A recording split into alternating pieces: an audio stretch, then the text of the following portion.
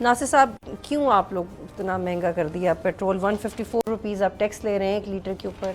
ठीक है, बढ़ गई है इंटरनेशनली कीमतें, लेकिन आप लोग ख्याल करने थोड़ा। बिस्मिल्लाहिर्रहमानिर्रहीम।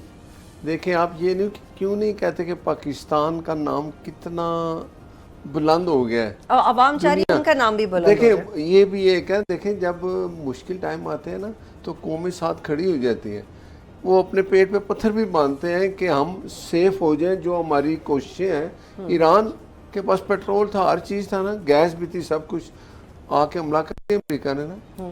तो मुराद है अगर हम आके जवाब देने वाले, हिंदुस्तान ने हम पे हमला किया ना, हमने उसको जवाब दे दिया क्योंकि हम न्यूक्लियर पावर थे।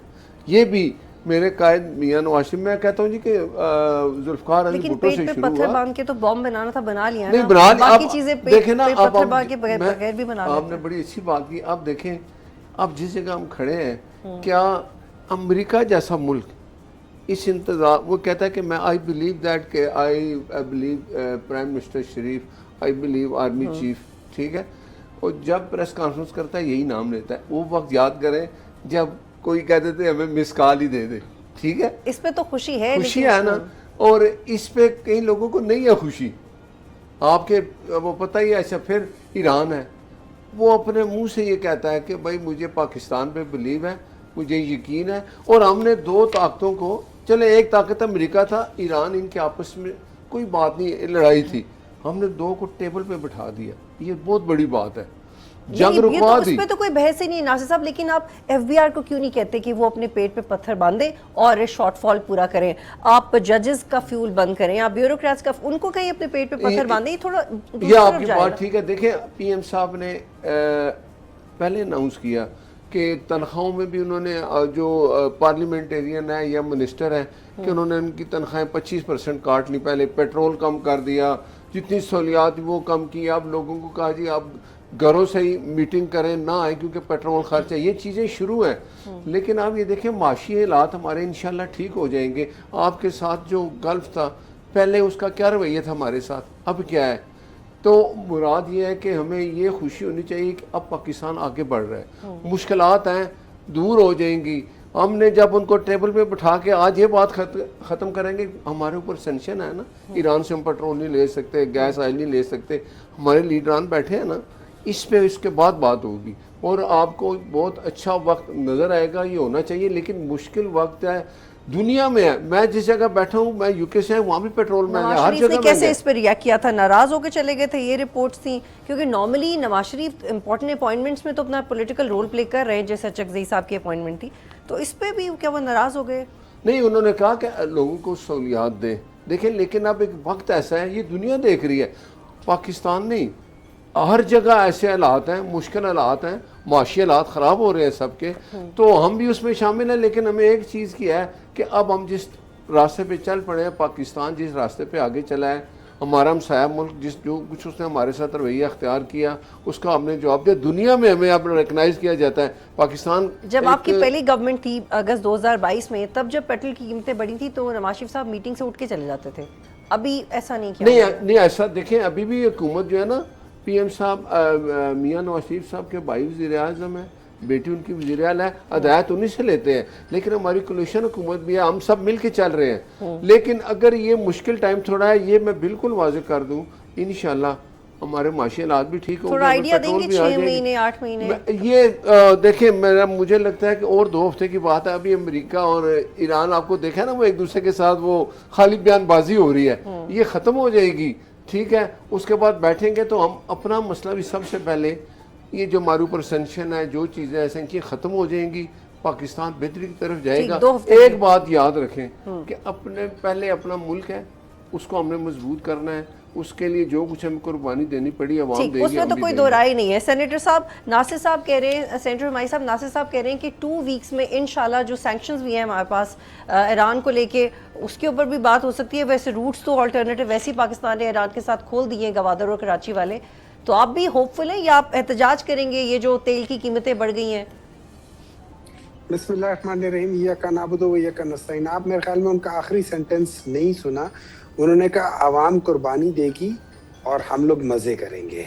ये मेरे ख्याल में शायद वो आखिर में कहना चाहते थे। मजे करेंगे तो उन्होंने नहीं कहा। नहीं, ये PTI देखिए का मैं काम सिंपल सी यही है। बात है, अभी कहा कुर्बानी अब सब कुछ और हो। एक मिनट है जो ना सर जी, आपको गवर्नमेंट ने कौन सी गाड़ी दी हुई है? कोई गाड़ी नहीं है, भट्ट मेरे साहब? पास अपनी है। अच्छा, और फ्यूल आपके फ्यूल पास तो ले एक रहे होंगे। आपके फ्यूल पास ले रहे हैं? फ्यूल उसमें कमी नहीं, आ नहीं, गई है। नहीं, मैं एक इनको- कमेटी का इनको- हूँ ना, इनको वो गवर्नमेंट अपना की तरफ चेयरमैन। से- थोड़ा उनको बोले। उन्होंने हाँ, पूछा इनको जो आप green उनको number दे दो। plate की एक गाड़ी है जो 4000 सीसी से बड़ी गाड़ी है। अगर है? ये गवर्नमेंट ने मुझे दी हो तो मैं आज ही, फिर आप इस्तीफा ठीक है। दे दें या मैं दे दूं। ठीक है, मैंने इनसे। लास्ट आपके पास आपको उसमें इलेक्ट्रिक देखा था, गाड़ी है? इसलिए मैं बता नहीं, रहा हूँ। मेरे पास करोला गाड़ी है जो सरकार ने दी। ये 4000 सीसी कह रहे हैं, पता नहीं वो इनके पास अपनी होगी। मैंने आपको देखी थी ग्रेन। चले उसको छोड़ें। अच्छा देखिए, इस तरह है, मैं आपको एक बात बताता हूँ। ये इनका 5वां बजट आ रहा है जो ये पेश कर रहे हैं इस जून में। 5वां बजट 2022 में, 23 में, 24 में, 25 में और ये 26 में 5वां बजट पेश कर रहे हैं। इन 5 बजट पे अभी तक ये लोग 2 जीडीपी को क्रॉस नहीं किया, मतलब 4 पे तो नहीं किया, 5 पे में भी कहते ये कुछ है, होता कुछ है। नंबर 2, आपने खुद कहा है, अच्छा ये जंग का बात करते हैं। जंग से पहले, अभी जंग नहीं स्टार्ट हुई थी, जंग तो फरवरी में स्टार्ट हुई ना, फरवरी से पहले 610 बिलियन का शॉर्टफॉल टैक्स कलेक्शन में। आपके पास लार्ज स्केल इंडस्ट्री पिछले साल के बनिस्बत 8.7% की ग्रोथ रिडक्शन हुई है।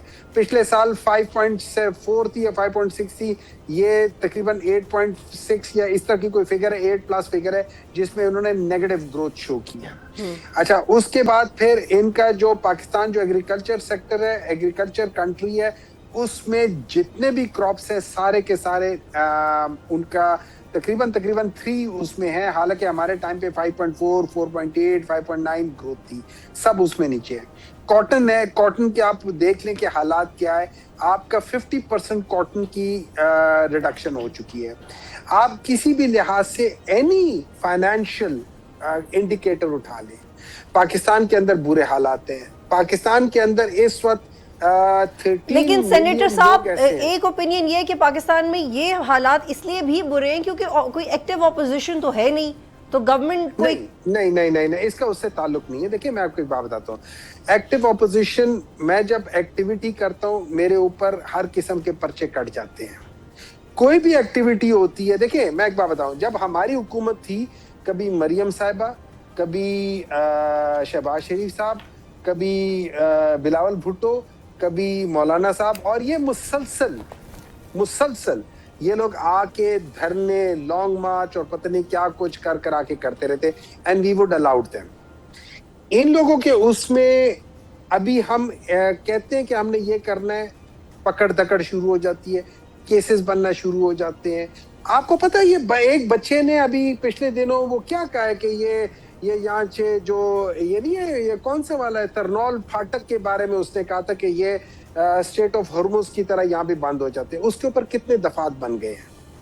लेकिन सेनेटर साहब, वो आपकी बात ठीक है, आप एक विक्टिमाइजेशन का एलिमेंट है, लेकिन आप कोई मौशी प्लान दे देना, आप कोई मौशी प्लान दे, आप धरना मत दे, आप मौशी प्लान दे दो।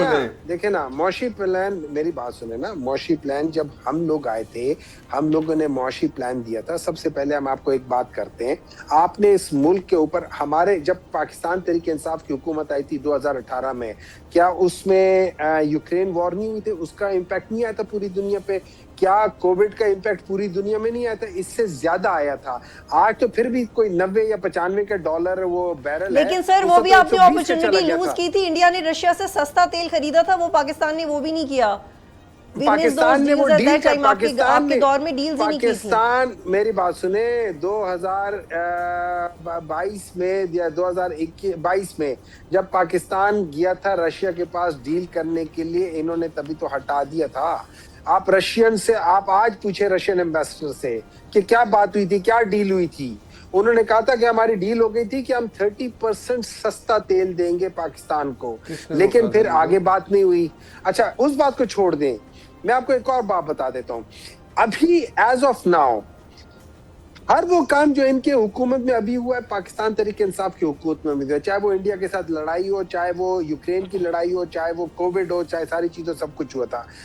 उस वक्त हमारे टारगेट्स क्या होते थे, हम कैसे करते थे? हम लोगों ने लेवी कम रखी हुई थी, 10% से कम लेवी रखी थी ऑफ द पेट्रोल प्राइस। इन्होंने कितनी रखी हुई है? 40%। इन्होंने अच्छा, आजकल के दिनों में एज वी स्पीक टुडे, आजकल जो आसपास के ममालिक है, जो इंडिया हो गया, जो बांग्लादेश हो गया, श्रीलंका हो गया, इन सब के ऊपर एग्जैक्टली वही कंडीशंस है जो पाकिस्तान के ऊपर है। पाकिस्तान ने 22-23% अपने पेट्रोल की प्राइस बढ़ाई है, उन्होंने 3-4% बढ़ाई है। वजह ये है उन लोगों ने जितने भी ये जो सेनेटर साहब सॉरी मैं आपकी बात काट रही हूँ, लेकिन ये जो आप लेवीज वाली बात कर रहे हैं, सिर्फ एक जुमला सुन ले बतूल साहब, उन्होंने जितने भी इंडिया ने जितनी भी बड़ी रिफाइनरीज थी, उन्होंने उनके ऊपर प्रेशर डाला है और उनके कटौती की है, अवाम को बचाया है। यहाँ पे क्या हुआ, जो जितनी रिफाइनरीज है वो $5 पर बैरल के प्रॉफिट से $50 to $60 पर बैरल प्रॉफिट पे चले गए हैं। और ये इनके अपने ये जब थे, अभी पिछले जब सेनेट में था तो हमारे लॉ मिनिस्टर कह रहे थे, उन लोगों ने इतनी बढ़ा दिए, इन्होंने at the cost of these companies अवाम को इन्होंने दाव पे लगा दिया है। पत्थर बांधते, पत्थर अवाम के पेट पे डालते, अपने पत्थर नहीं बांधते अवाम। सब्सक्राइब करें और बेल दबाएं ताकि कोई खबर रह न जाए।